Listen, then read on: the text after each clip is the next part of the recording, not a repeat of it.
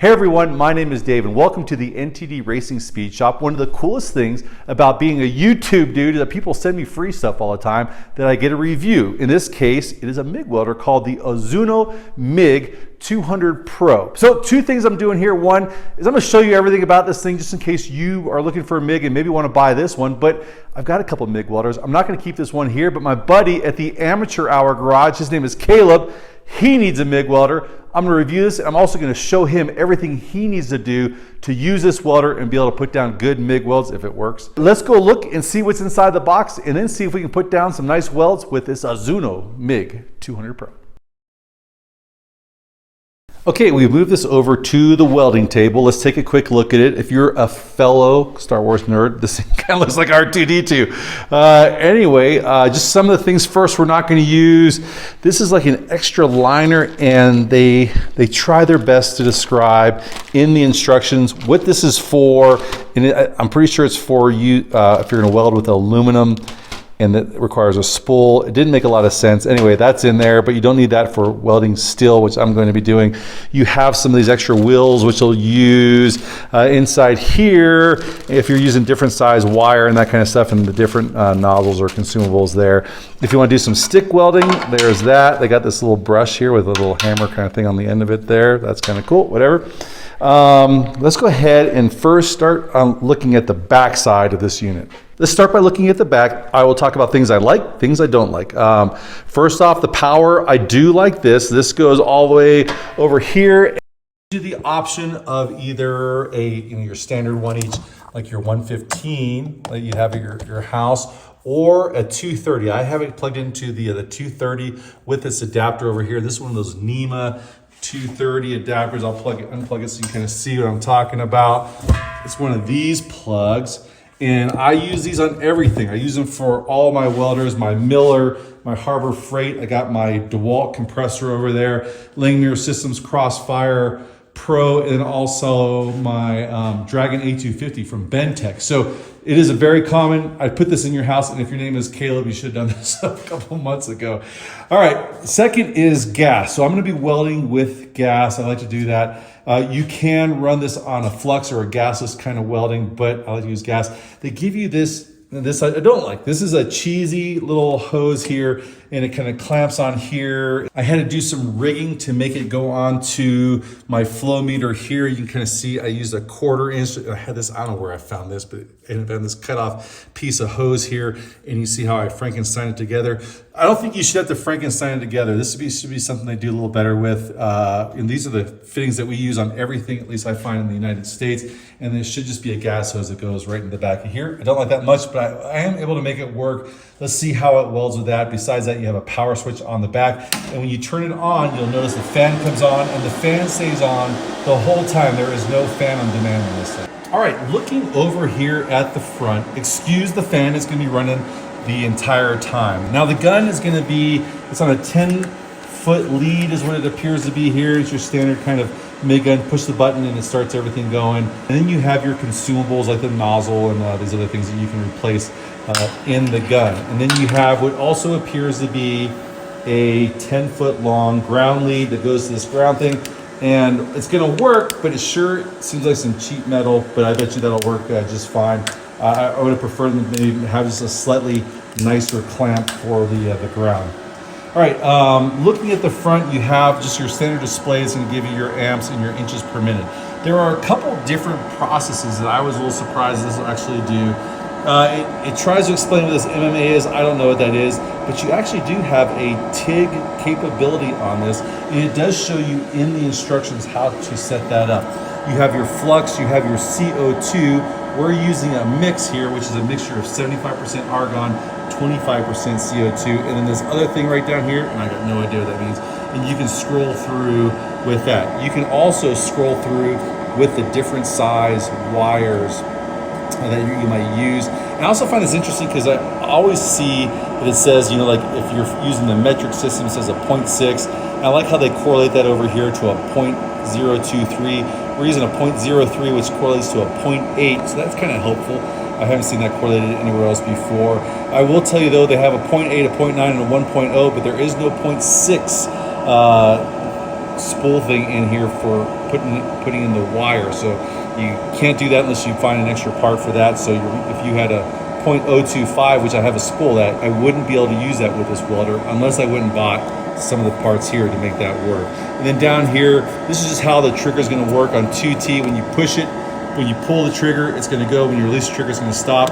If you had 4T, when you pull the trigger and release it, it's going to go continuously until you pull it and release it again, which would be nice if, depending on how you want to hold your gun and what kind of jobs you're doing. And then some feature here called spot. I'm not sure what that does, but I'm guessing that would be really helpful on doing spot welds, like on body work and those kinds of things. We'll leave this on 2T. As far as setting up how it's your settings here, it has this sync button right here. It says hold down for 3 seconds. So once you push this sync button, now it's going to basically put these two together. And so anytime you move the amperage, it's going to change what it thinks that you're going to want on the inches per minute. However, if you change this over here, what it appears as if it does is it changes like an offset. So let's say you had 0 offset in inches per minute, and that's a 1.9. But let's say you wanted to go just a little bit faster and feed a little bit more. You could say, let me give it another inch per minute, and now it's going to give you a 22. So as you move it, it'll still kind of give you the same ratio there, but you can just kind of adjust the offset there. So that's kind of handy. And then the last part is just hooking this whole thing up, as far as the ground and these 3 wires, and it is explained for each one of the processes. In this case, since we are MIG welding with a gas, we're putting the ground on the negative, and then we take this wire, we hook it over to the positive, and it should work. Let's take a quick look on how you load the spool of MIG wire into the machine. All right, looking in the passenger side of this thing, one of the things I do like is the door here. I like the fact that it opens down. Now, what I wish they would do is take the instructions and especially the settings here and put them on the inside of the door, but they don't.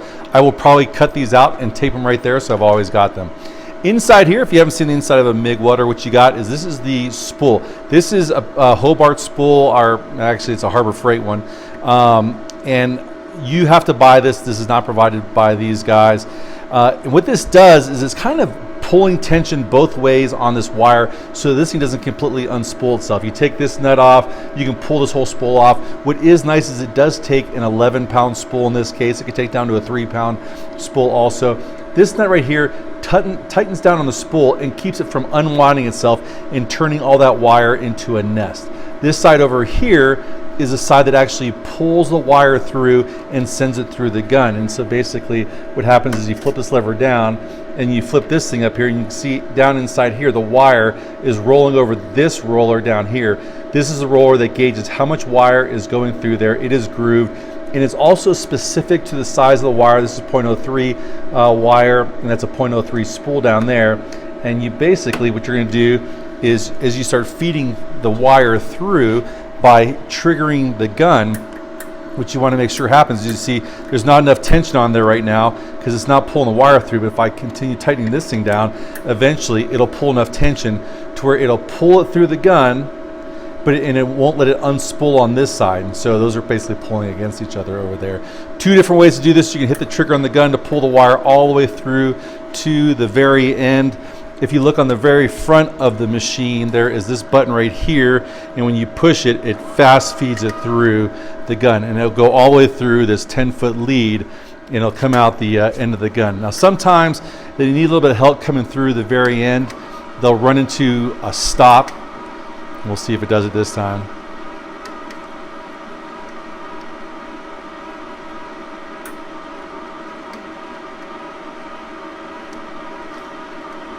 There it is. And so it came all the way through. Now we're ready to do some welding. All right, so trying to decipher the settings that we're going to use. Here is a chart. We're going to use MIG mix. We're doing the 0.8 millimeter. I'm going to be welding some 1/8 inch or 11 gauge steel. It'd be nice if they use gauge, but they have millimeters. So as I measure this 1/8 inch steel, it's telling me it's 2.87 millimeters. I go over this chart and they want me to weld at between 80 and 130 amps, 16.4 to 19.9. So let's go for 130 and 19.9 and see how that does. So let's go over to the machine. Let's go ahead and set this one right here to 130 amps. Let's set this to 19.9. and let's see how well it'll put down a bead on 1/8 inch steel.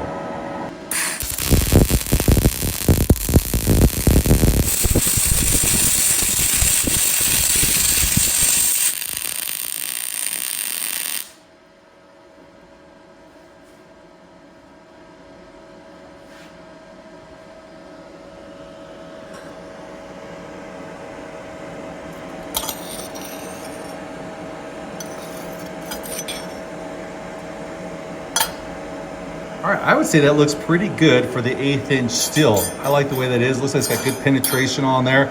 I'd be happy with that weld just about anywhere. Let's go ahead up to the 3/16 inch plate steel. And for that, just kind of going off the chart, I'm gonna go with 180. We're down this one all the way up here. And then we're gonna go and adjust the feed rate to 22 inches. And let's see how it does on the 3/16.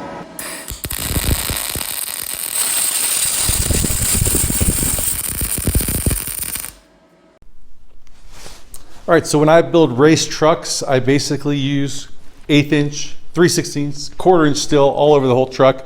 So here are the results. Let's start with the 1/8 inch.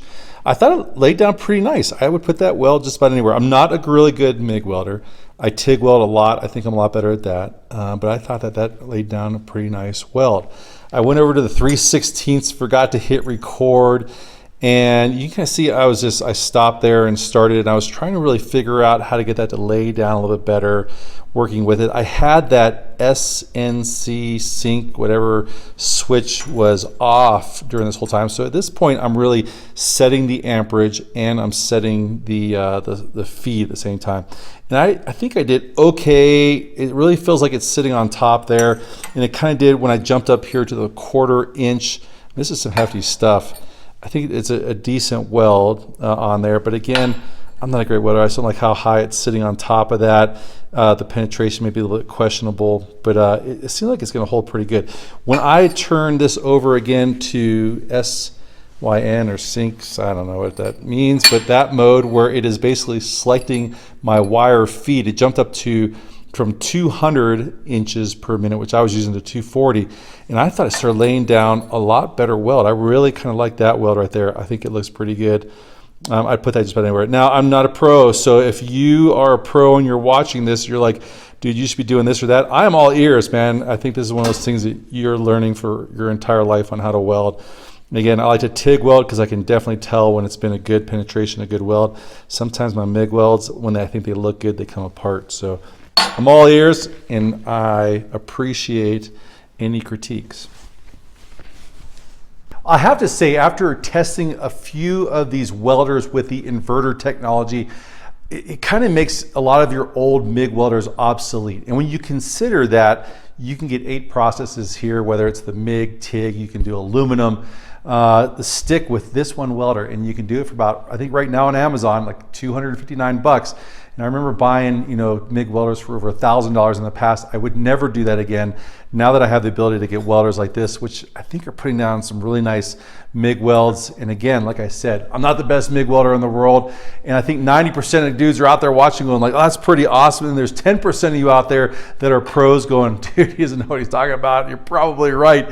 But I do appreciate it. Like I said, if you could put in the comments, some lessons learned, like it's stacking up on top, turn up your feet a little bit or whatever it might be.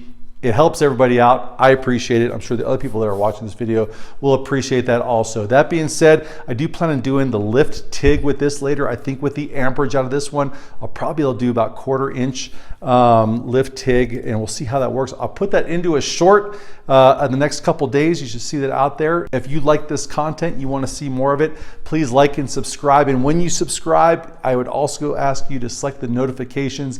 That is the only way I can guarantee that you will see the next videos that come out from NTD Racing, whether it's new tools, building race trucks, or some adventure out in the Mexico desert. Anyway, can't wait to see you next week. Take care of yourself.